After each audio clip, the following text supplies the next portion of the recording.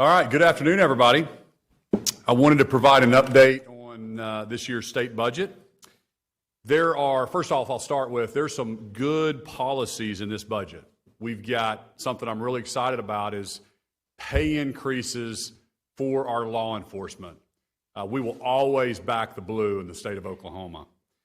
There's going to be some generational investments in economic development. We've got resources for our Attorney General to fight back against the Biden administration. But let me be clear, this budget was not an agreement. Agreement requires negotiation, requires consensus. Negotiations did not happen in this year's budget. I received, as the governor of the state of Oklahoma, the final budget for the first time on May 16th at 8:45 p.m., just hours after it was made public. I wasn't the only one left out. The people of Oklahoma were left in the dark. Over the last few days, I've been working nonstop with my team to go line by line in this budget. My guiding principle has always been and will always be to do what's right for all 4 million Oklahomans, for the next generation, not the next election. I've determined that parts of this budget make sense for Oklahomans, like the pay raises for the law enforcement. That's going to go into law. But other parts, like special carve-outs that are the results of backroom deals between lobbyists and legislature, are not in our state's best interest. That's why I will line item veto Senate Bill 1052. It will require taxpayers to foot the bill for pay increases for private prisons, benefiting out-of-state private companies. There's also an unnecessary $360,000 expense for printing Attorney General opinions, which is no longer required by law, by the way. I'll line item veto that as well. And we went through it. We kept asking the question, how did this get in there? How did this get in there? It's long overdue, but we need to have a real conversation as leaders in this state and as an Oklahomans of how this budget process happens. Why is it happening behind closed doors? Why are only a select few in charge while the rest of us are expected to nod our heads and not even ask questions? We'll talk about more of that later. For now, I've determined that two parts of this budget fall short and do not deliver the real inflation relief that Oklahoma families need right now. Inflation today sits at 8.3%. It's at 40-year highs, 40-year highs. Take a look at these numbers beside me. Beef is up 14%. Chicken, over 16%. Milk is up nearly 15%. Eggs are up 22%. Families need real relief right now. That's what I intend to deliver for them. My inflation relief plan includes eliminating the state grocery tax and cutting personal income taxes for every single Oklahoman. This will save the average Oklahoma family $453 each and every year. I called for these two tax reforms during my State of the State back in February, at the very beginning, on the first day of this session. As I said then, Oklahoma is one of only 13 states that taxes groceries. Ours is also one of the highest. But what did Oklahomans get instead? $75 inflation checks that won't be sent out until December. And by the way, it's federally taxed, so you don't even get to keep the full amount. Instead, Oklahomans will be forced to send about $19 right back to President Biden in Washington, D.C., instead of spending Oklahoma. That's $56 in your pocket. $56. That's not even enough to fill up your gas tank right now. That's not real relief. It's a slap in the face to hardworking Oklahomans, and it's a political gimmick during an election year. I never expected Republicans to take a page out of Joe Biden's liberal playbook and waste $181 million sending government checks out. Remember, this type of wasteful spending is what got us into this mess in the first place. Inflation is at 40-year highs. If the government continues to flood the economy with more money right now, it's only going to get worse. Investing in meaningful tax reform is the answer. This is economics 101. But the only tax reform that's currently in the budget is motor vehicle tax. That's not real relief. It only helps those who can afford a new car or truck in the first place. Cutting the new car sales tax does nothing for families who are struggling to afford prices for food, groceries, gas, and everything in between. My inflation relief plan would save an average family in Oklahoma of $450 each and every year. And families would start saving that money right away. They wouldn't have to wait until their $75 government check came in December or until they have enough money to buy a new car. That's why I will veto Senate Bill 1075, House Bill 4474, and House Bill 4473.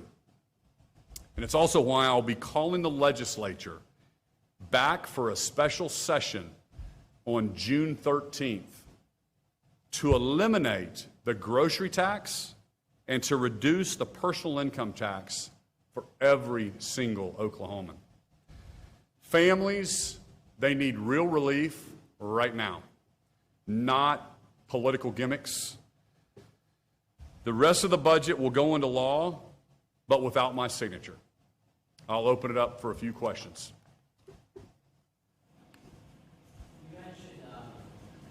Inflation relief, grocery tax cut. These are things that Democrats in this building have also said. It seems you two groups agree on it. How do you respond to that? I mean, like I've said from the first day that I decided to run for office, let's leave politics to Washington, D.C. We're all Oklahomans. It doesn't matter if you're Republican or Democrat. Let's make our state top 10. So I applaud anybody, Democrats, Republicans. I know Oklahomans are with me. Oklahomans want real relief now. They don't want political gimmicks. So I applaud the Democrats. If they're on board with grocery tax elimination, let's go. They're all Oklahomans. Let's do it.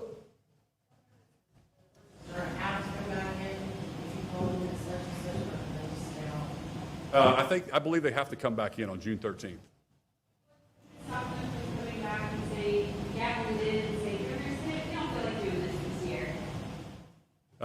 You know, if they gavel in and gavel out and don't do it, then Oklahomans will have to vote at the next election and vote people that are going to do the will of the people. But yeah, they can certainly do that. Hopefully they don't. We've got a lot of folks in the legislature, a lot of friends that want to do the right thing. There's a few people that maybe like these policies, but I think the majority of the people understand this, and that's why I encourage everybody to call their legislator and say we need real relief right now. You say to lawmakers to say now is not the time to cut taxes. When we needed revenue 5-10 years ago, it was so hard to raise taxes to generate that revenue, so they're really hesitant. Well, you know, if you remember back when I ran for office, we were having billion-dollar budget nightmares, very little money in savings. It was kind of chaos. And I ran to put a fresh set of eyes on state government. I think Oklahomans elected me. They wanted a businessman to be in leadership. And so I went about holding budgets flat and putting a savings. Now we have the largest savings account we've ever had in state history. And it's because we've been holding our budgets flat. We always talk about reoccurring revenue and reoccurring expenses. And so we had to first get that savings account set up before we could do this.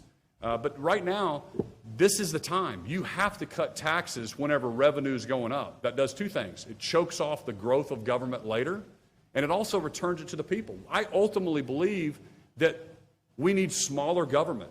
I want to give the taxes back to the taxpayers and let them choose how to spend their own money. They know how to spend their money better than the government does. Income tax cut, you're saying abolish the grocery tax, not moratorium, abolish it. Proposal on it, income tax. Another quarter point. We'll just step into this. Representative LePac had a great bill this past year that would talk about eliminating it over time as revenue increases and as we modestly grow the expense side of the ledger. But a quarter of a point is something we did last year, and I'd love to get that done this year. We can absolutely afford it, and we need to get that done. It's $88 million, that quarter of a point the first year in fiscal year 23, and it'll be $220 million in fiscal year 24. It's for half of the year that first year. That's the estimate. We absolutely can do it. And Oklahomans need real relief right now. The math to provide this relief and still make it all balanced. Is there something particularly you'd like to exchange for? Yeah, well, basically, the two things that I vetoed add up to $181 million, $161 million. So they add up to $300 million as it is. We can absolutely do these two reforms with the same math that they just gave away. Sir, I'm hearing from Republicans there's enough money to go around for the grocery tax. What is your response to that? There absolutely is enough money to go around. We have the largest savings account in state history. We don't have enough money to spend like drunk sailors and also do things, but if we hold our budgets flat like I want to, we certainly do. We certainly can do it. What happens if they come back tomorrow, just move around the veto? Hopefully that's not the case, but yeah, absolutely. Yeah, they can come back and override the governor's veto. It takes, I think, 75% of the vote. But here's the deal.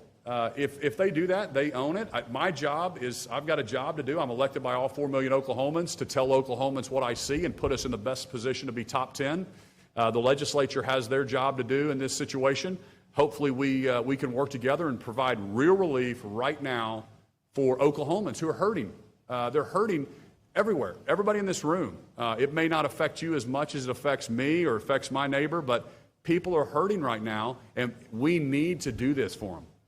How did these negotiations go wrong? You gave your speech in February. Legislative budget leader said, we heard a speech. We wanted, you didn't get, your folks didn't get the room until May 10th, is my understanding. What happened in those 3.5 months that you guys couldn't talk with? That's an interesting question. You'll have to ask them. I mean, we have, I assigned Secretary Brian Bingman to that room to be the lead negotiator. Brian Bingman was a former pro tem of the Senate, one of the most respected men in Oklahoma.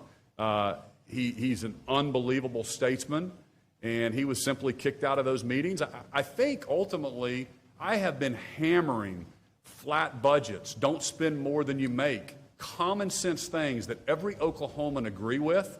And I think ultimately there's some folks that write those budgets that don't like to hear that message anymore. So let's kick that voice out of the room, and let's go put our own budget together, and then we'll try to make the governor and Oklahomans just swallow it. Hopefully nobody says anything about it. But you're the governor of the state of Oklahoma. That's right. Representative Wallace or Senator Johnson would take your phone call, right? If you call on May 1st, on April 28th. Why not reach out and say, hey, I'm concerned that my guy is not. Oh, I have done that numerous times. I have breakfast with the Speaker and the Pro Tem every Tuesday. Every week I reminded them, we're out of the room, we're out of the room, we're out of the room, we're out of the room. Why are we not in these conversations? I also have COO Steve Harp, who runs OMES. He's in those rooms. Again, this is unlike it's been in my 4 years as governor to not be in these rooms. And I certainly did remind them. I didn't personally talk. Well, no, I did. I talked to personally both of them and said, hey, why are we not in these conversations? But mostly I deal with the Speaker and the Pro Tem. I'm sorry? We talked about back in the budget not being done in the public eye. What are Well, there's some things that we're working on that we think we can propose to have a more transparent, open process. And again, I think there's a lot of House and Senate members as well that I talk to that feel as frustrated as I am or as Oklahomans are. They don't see this budget. Literally, high-ranking members in the House and the Senate don't see this budget until it's dropped at 8:45 on Monday night as well. So there's a lot of folks that are frustrated with this entire process. Are those funds, the legislature has sort of changed the process now, trying to take a little more control back over those funds? What are your thoughts on all that? Hey, as long as it's a transparent process, I'm fine with it. My message, though, is don't let this be led by lobbyists. Don't let this led by special interest. But as long as it's a transparent process, and this is an opportunity for Oklahoma for a generational impact, okay? This is $1.8 billion that we get to strategically invest. My fear is that it's going to be spread like mayonnaise across the state of Oklahoma, and every single House and Senate member is going to get a little $500,000 project in their district, and that's not going to be strategic. And so my whole point is let's use this. Let's think about how we change Oklahoma and make Oklahoma a top 10 state. But hey, if they think they can do it better and it's not going to be influenced by special interest or one industry or one lobbyist group, then I'm all for letting those folks do it. And I'll obviously opine. I have to sign or veto all those things that come to my desk. But I signed their, I believe I signed, or I'm planning on signing their $250 million fund. I mean, excuse me, the ARPA fund, the $900 million twice. It's one. I think it's two bills, 980 and 980. So we'll let that go into a special fund for the legislature, but it's got to be transparent and it cannot be special interest led. I'm not transparency in the process, but your administration has blocked applications that you asked for those funds. What do you say about that? I don't think we blocked anything. I don't even know specifically what. Photos I'm sorry? You've denied open records requests, photos applications. I've denied open records requests. We haven't denied any open records. You have. No, we haven't. Which one have we denied? We've asked for all ARPA applications. We're going yes, and they were denied. Through the courts or what? Through us? Well, of course, that's for you. Now we're filing a lawsuit. Okay. You're talking about like what people have actually sent in requests for? Yes. The $14 billion that people have requested? I'll check on it. I'm sure we'll make that public as soon as we're able to.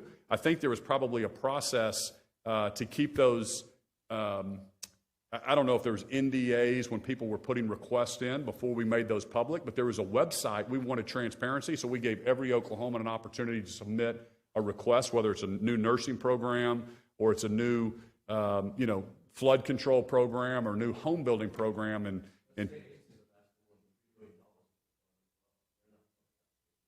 yeah, I'm sure we will be releasing those, but I'm glad you're asking that, and I'll check with the team, and that should be released. And there's probably a technicality from a legal standpoint why it wasn't, but I think that's absolutely needs to be released. Everybody needs to know what these $14 billion in requests are for the $1.8 billion, and then the legislature's got to kind of sift through those. That's a great question. You made Paul's day. Can I take you back real quick to revenue? We're talking about cutting $300 million, $400 million, whatever it would be there. That's a 51 vote measure in the House of Representatives. As when you were running for governor in 2018, it takes 3/4 of the majority to increase in tax. So if in 2 years, 5 years, 10 years, the state's in a position where it needs to raise revenue again, they push the 640 limits that. Do you believe it should take 75% raise and only 51 to cut? Listen, I wasn't here in the 56th, and I know that's left PTSD for some of the legislatures in that session, and I know how difficult that is to raise revenue, 640 or 75%. But I do support that because I think it should be difficult to raise taxes. The government can never spend enough money. I hope people are hearing me on that everybody comes with a new program, with a new software project, with, hey, look how much extra good we can do for humanity if we only had more money of the taxpayers' dollars. So we already spend $22 billion in the state of Oklahoma, and this budget increased spending by over 8%, 8.7, I think, percent. No, may have been 9%, somewhere right in there.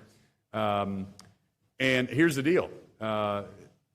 We increased 4 or 5% last year, 9% this year. There's just no end to it if we're not holding this down. So I certainly believe that the first thing to do was to be fiscally responsible and make our largest savings account in state history, and we did that. We're already fully funding the Project Ocean out of this budget, so when you add that savings in, it's actually at $3.2 billion in savings. So I think Oklahoma's in a great spot, and I would never, ever put us in a situation where we're going to be in a cliff next year. I'm planning 3 years ahead for Oklahomans. That's why we're in such a good position today. But kicking out the chief executive officer from these negotiations is not what Oklahomans expect in this whole process. Off the topic, you signed 4237 yesterday, overall outright ban on abortion in Oklahoma. One member of your party said it goes too far in terms of it being an act for fertilization. How do you respond? I said on the campaign trail that I would sign every piece of pro-life legislation that hit my desk. I'm fulfilling that promise.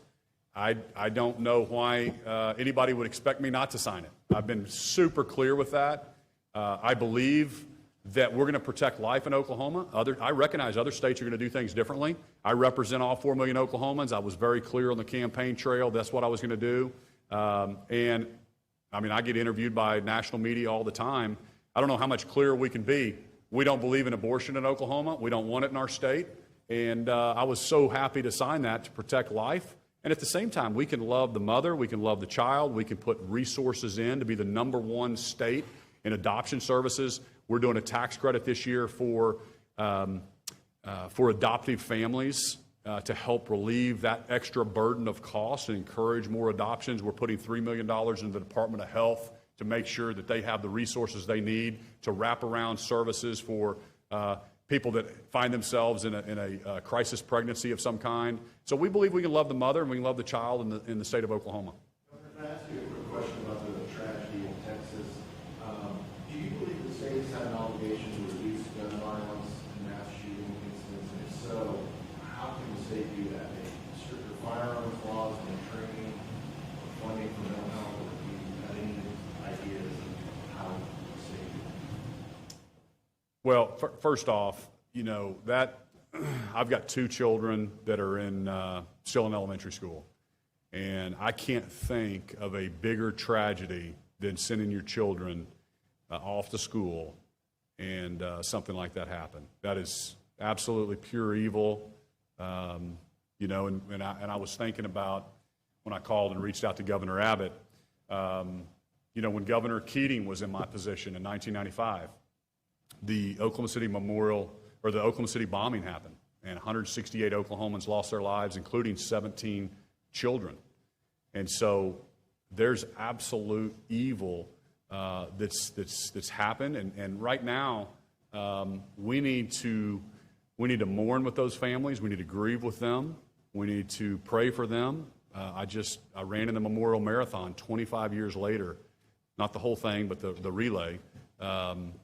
And people are still healing 25 years later. So now is not the time to talk politics or politicize that awful tragedy. It's really just to mourn with the families and grieve with them, and there'll be plenty of time to have those type of discussions later.